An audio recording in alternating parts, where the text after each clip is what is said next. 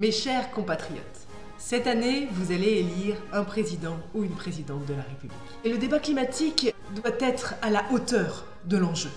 Parce que ça fait plusieurs années qu'on se fout de votre gueule. Les gouvernements sont entrés dans une logique de promesses à répétition, sans cesse revues à la hausse. C'est comme si on faisait une sorte de résolution de nouvel an où on promettait à ses proches de perdre 5 kilos et qu'au cours de l'année qui passe, non seulement on ne perd pas du poids, mais en plus on gagne 5 kilos et qu'au nouvel an suivant on dit « certes, j'ai un peu grossi cette année, mais ne vous tracassez pas, cette année je vais perdre 10 kilos ».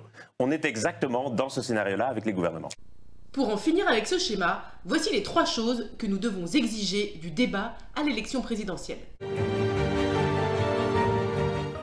Le minimum à faire, chères candidates, chers candidats, c'est de vous documenter.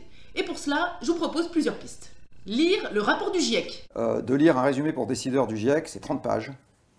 Même si c'est des gens suroccupés, 30 pages, ça prend 1 heure, 1 heure et demie, 2 heures, parce que c'est une littérature pas nécessairement très accessible et très facile. Mais c'est 2 heures, c'est pas 2 ans. Faire une fresque du climat. On pourrait même imaginer un atelier avec tous les candidats en même temps. J'imagine la scène. Non mais ce jeu est complètement ridicule. Avec une bonne fermeture des frontières, ça n'arrivera pas. Attendez, je cherche la carte des non-vaccinés. Ah, c'est celle-là. Visionnez ma série Café Climat.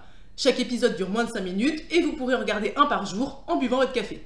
Bon, alors j'avoue, c'est quand même un tout petit peu moins poussé que le rapport du GIEC. Chères candidates, chers candidats, quand vous vous serez documenté et que vous aurez une vision d'ensemble de la problématique, voici la 2e étape.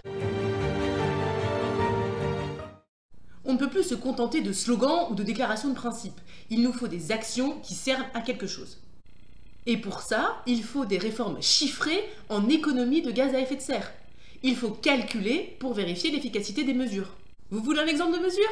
En voici un. Vous avez des ravalements d'immeubles dans ce pays, eh bien, il doit plus y en avoir un qui est fait sans qu'on fasse une isolation par l'extérieur, sauf contrainte architecturale majeure. Le Shift Project a calculé 9 propositions qui permettraient l'essentiel des réductions d'émissions nécessaires pour respecter notre budget carbone en 2050. Je vous mets le lien sous la vidéo. En plus des mesures, vous pourrez proposer de l'accompagnement en mettant l'argent là où c'est nécessaire et en arrêtant d'en mettre là où ça ne sert à rien, où ça n'a aucun impact sur les émissions de gaz à effet de serre. Le 3e point, on n'en parle pas souvent, mais c'est vraiment le moment d'y penser. Comme ça fait des années qu'on n'a rien fait, on va se prendre à l'avenir quelques petits trucs sympas, comme des crues, des canicules ou des incendies. Et pour ça, la bonne nouvelle, c'est qu'on peut commencer à faire des choses, comme par exemple, mettre plus d'arbres en ville pour les rafraîchir, arrêter de bétonner la terre, adapter les forêts au climat de demain, et plein d'autres choses encore. Monsieur le Président, je vous fais une lettre. Chères candidates, chers candidats, le temps de l'action est venu. L'action calculée, l'action expliquée et l'action accompagnée.